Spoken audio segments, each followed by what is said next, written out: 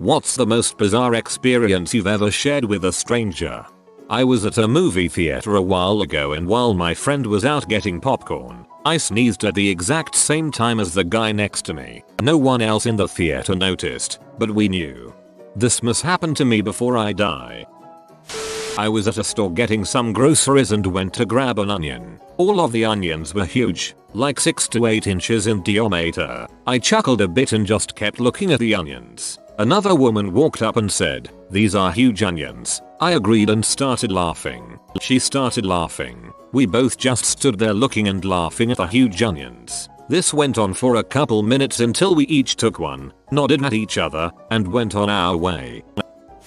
Met another girl at the airport and we became BFFs for 20 hours while flying from California to the Midwest. We were casually complaining to each other about our connecting flight being delayed 2 hours, then eventually found out we were seated right next to each other on both flights. When we finally flew to the second airport for the destination flight, we found out it was cancelled, so we went through all the hassle of rebooking together. We watched each other's luggage, negotiated to switch airlines together. We had each other's backs, man. Then we spent about 13 hours in the airport watching Disney movies on Netflix together and eating fast food and candy. Then after our last flight we said goodbye and never communicated again. Single serving friend. I live in Texas and a few of our parks have some great cave systems. I was with a group of friends and I stupidly decided to go off on my own route. I jumped off of a small ledge into a semi-large clearing. There was a random guy sitting there eating a sandwich. We spoke for a few minutes, then I asked, "So how do we get out of here?" This guy, in the most calm tone in the world, says, "I've been here for an hour trying to figure that out." So I decided to eat lunch. After about 30 we found a way out. But let me be clear, I thought I was going to die with this fool. I was flying into the old Hong Kong airport. You used to fly straight through the buildings and land suddenly at the airport, just basically thrown into the middle of the city. Now, it was pouring rain, the plane was drifting back and forth. I look out the window and I can see window lights through the rain and they seem higher than the plane. The plane is bucking up and down. I'm terrified. People are shouting every time the plane jumps. The guy next to me, who slept the first leg of the flight and drank for the second leg, was wearing a pilot's uniform. Lufthansa, I think. He was German, I'm pretty sure. He squints out the window, finishes the drink, and winks at me, smiling. English, American, Erp. The plane lurches again. I tell you a secret about this run. Okay. He looks around as if people might hear him, then whispers, "I always fail this in the simulator." He laughed a bunch, chewed on his ice and hummed to himself as we landed. I got my butt slapped by a gay guy who thought I was his boyfriend at checkout. Some dude in the public library was listening to obscene, moaning sounds, and the dude next to him was taking a test online. We just had a look at each other that understood the level of awkwardness and cringiness of our current situation. Mutual human understanding, which in its own way is kinda bizarre. I walked up behind my buddy Vince at the mall, and I got real close to his ear and whispered, "Wanna slap my titties around?" It wasn't Vince. I was riding the Tower of Terror ride in Orlando on a school trip. I was seated next to a very large and intimidating black gentleman. Once the drop started, he screamed like a little girl and grabbed my hand and held tight. Afterwards, we made eye contact and gave each other the man nod of understanding. What a beautiful and heartfelt story. Left the party at the same time as this girl, and as we weren't in the best of neighborhoods we unspokenly stayed within a few steps of each other. And when a group of guys walked around the corner and started hollering at her, we both went for each other's hand and pretended to be dating. The part that still makes me crack the frick up is that while we were about half a block past them, one of them yelled, "Just 'cause you fine like Lois don't mean you got a frick Peter Griffin." Definitely hadn't heard that one before, but we just kept holding hands till I dropped her off at her building. I was studying in the library late at night my freshman year of college. Living in the dorms, I ate mostly beans and rice, which led to an abundance of the toots. The room I was in was empty, so I let out a quick fart. Unfortunately, the room was not empty. There was one guy, pretty cute, actually, on the other side of the room, who clearly heard me and was trying to stifle some maniacal giggles. I was too embarrassed to say anything, so I just ignored him. About 20 minutes later, I hear a small too-wee-eyed from his side of the room. He had a small smirk on his face but didn't say anything. A little while later he gets up to leave, and says have a great weekend before leaving. Never saw him again. Every now and then I wonder how my fart buddy is doing and how he tells the story. Ah, young love. I used to work at a hotel and one day I was chatting with a guest. He mentioned he used to be a paramedic many years ago. He started telling me about a really tragic car accident he responded to where 2 children were killed. Said it was obviously something he would never forget. I mentioned to him that I was involved in a car accident many years ago and both of my sisters died, but that it happened in a different province. He immediately asked me if it was a particular city in the next province over which it was. He even remembered what part of the city it was. My mind was blown that almost 20 years later I would meet one of the people who responded to the car accident I was in.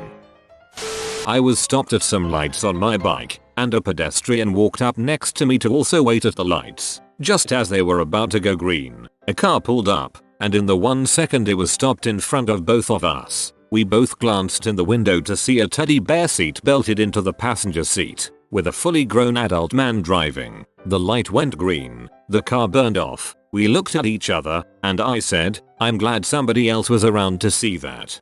Maybe he just wanted to get into the carpool lane.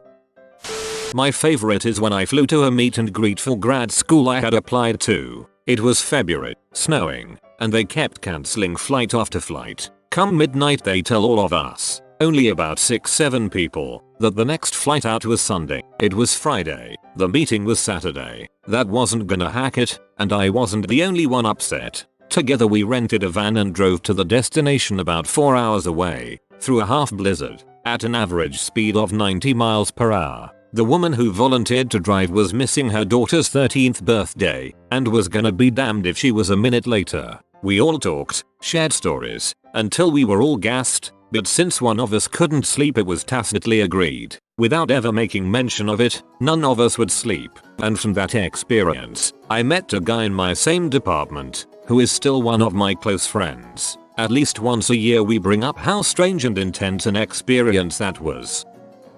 Walking hungover to Grand Central Station from our buddy's apartment one morning, my friend and I weren't paying much attention. Out of nowhere, we hear incensed mumbling from behind us, and quick footsteps. Suddenly next to us too, this black guy is rifling through a wad of money and is saying out loud, I had to rob him. B wouldn't let me on the bus. Nothing I could do. Just had to do it. Had to rob him. B gave me no choice. He's matching our walking speed, just right next to us. No longer going quick. He then turns to us and says, just had to rob him. You know how B are, my friend says back. Right. Frickin' B, man. The guy nodded approval, and finally walked past us. When a seemingly crazy person asks you for a confirmation, you casually back them up, whatever it is. Sitting at a long stoplight, and another car pulls up next to me. Not much else going on, so we share the awkward tension of looking particularly interested in the rogue threads of the steering wheel, fiddling with the aircon, or slightly bobbing our heads to the non-existent radio beat. A pigeon falls out of the sky in the middle of the intersection, which immediately grabs both of our attention. Almost a welcome distraction, the pigeon looks a little bit ruffled and confused, like a drunk guy in a moment of clarity. He takes a few steps in one direction, then dongs his head and walks the other way. Captivated by this weird episode, we didn't notice the car zooming into the intersection. Neither did the pigeon. At the last second, he got all flustered and spread his wings to fly away. Thwop, he bounced like a dog toy from the car's grill down under the car. He was lost from sight for a moment, which was the point that if this were a movie, the music would have stopped and a breathless moment before either cries of hallelujah or horror would play. Relief there was the pigeon, still, drunk looking, and a few feathers down. He continued as if nothing had happened, confusedly trying to decide which direction would lead him to the most happiness. Rinse, repeat, and, by that, I mean that another car came by, and the event repeated itself. Thwop, the only difference was that this time, Mr. Pigeon seemed a little bit more prepared and able to get away, so he seemingly rolled up the hood of the car, and along the side, he landed, feathers askew, and walked toward his car nemesis, and thus out of the intersection. The light turned green, and it was still just my car and the guy next to me, and even though the light turned green, we turned and looked at each other with a "what the frick did I just see" expression. After about 10 seconds, an eternity in stoplight years, I pressed the gas and moved on. I've thought about this event at least 4 or 5 times since it happened about 8 years ago. I wonder if the other guy remembers. This was an emotional roller coaster. I lived in vanilla white bread Marin County and there was nothing for fried chicken. If I had to go to Oakland Airport, I'd drive a couple miles in the wrong direction and grab me some Church's chicken. This place had bulletproof glass between the dining area and the cashiers. Remember, it's nowhere near my usual day-to-day life. On my 3rd visit in a 2-year time span, the guy at the counter, honest to God, said, "Oh, I remember you, you're that white guy who come in here," and he remembered my order. I was waiting for a friend to give him a ride to class, and as I waited, some dude got in my car and stared at me. I stared at him and we were locked in a cold stare for a good 10 seconds before he got out and I continued waiting for my friend. This happened like a month ago. I was sitting at a Jack in the Box munching on some cheap tacos when this lady sits down next to me and starts chatting. I've been asked for change quite a few times outside the specific Jack in the Box, so I'm only sorta listening, trying to figure out what this lady wants from me. It turns out she was a stripper who was supposed to drive her stripper friend home after her friend got a boob job, but for some reason her friend was unable to get the procedure done at the time, so she stormed off, leaving the stripper I was talking to behind. It was monsooning outside, so she took shelter in the Jack in the Box. I eventually ask if she wants a ride or change for the bus, and she replies with, "I just want to preach to you," and she pulls out this super worn Bible and starts reading passages and discussing forgiveness, an apt topic for her situation. I'm not sure if she was a stripper during the week and a Sunday school teacher during the weekend, but she was rather good at teaching the Bible. After like 10 minutes of lecturing, her stripper friend rolls up and honks, and she thanks me for taking the time to listen to her. Of course, her stripper name was Faith.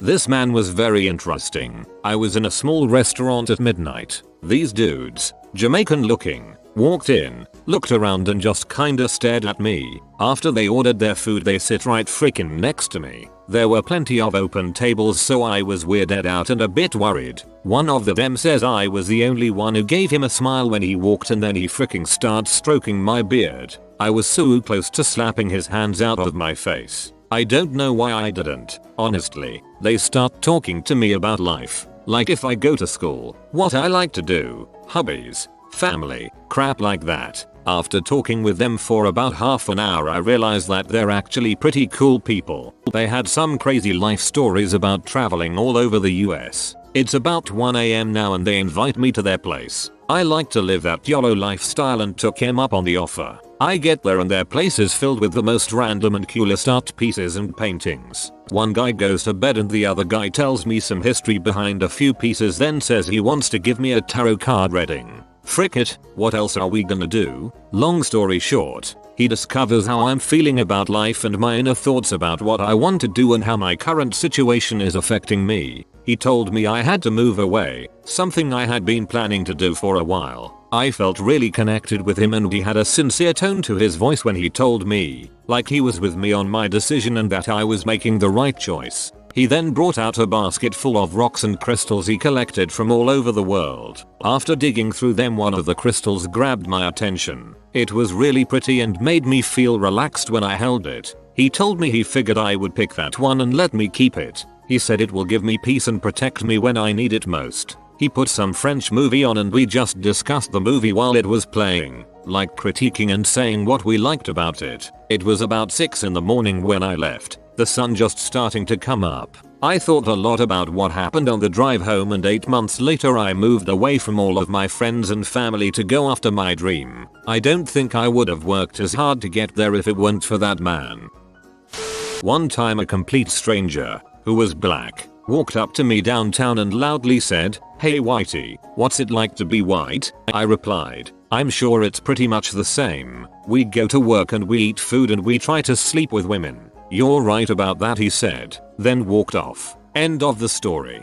Walking in a shady part of San Francisco one day, a crazy looking black woman walked up to me, got right in my face, and said, "Hey B, I like your shirt." Also unexpectedly pleasant.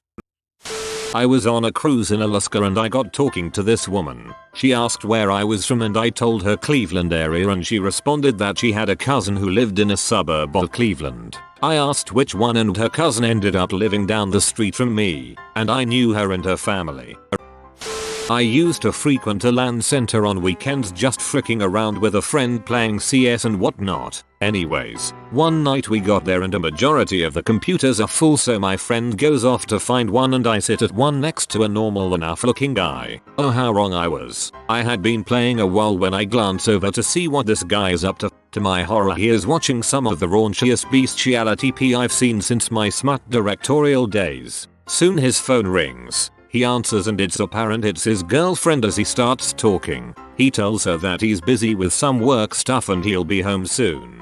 Goes on to talk about how much he misses her, loves her, etc. All while watching a young lady pleasure a horse with her oral skills. He hangs up soon and I'm entranced by the gall it takes to so casually browse bestiality in a public place frequented by young teens. I guess he became bored with the equine BJ, so he starts searching for more and I can make out his Google entries from the corner of my eye. Incest bestiality was his chosen search phrase, and to this day I still wonder if he wanted to see animals who are related getting fricked by humans or humans who are related fricking animals. I'm sure that thought will eventually lead to an aneurysm. Finally he gets up to go to the bathroom and jerk off probably, and I make eye contact with the person sitting on the other side of him. I'm sure he had seen most or all of what I did too, because he gives me this horrified and confused look trying to process what the frick we just saw. The guy comes back, gathers his stuff and leaves. We're both left completely dumbfounded. I just went back to browsing my gyro furry hentai and thanked God I don't have any strange fetishes. Weird freaking people, man.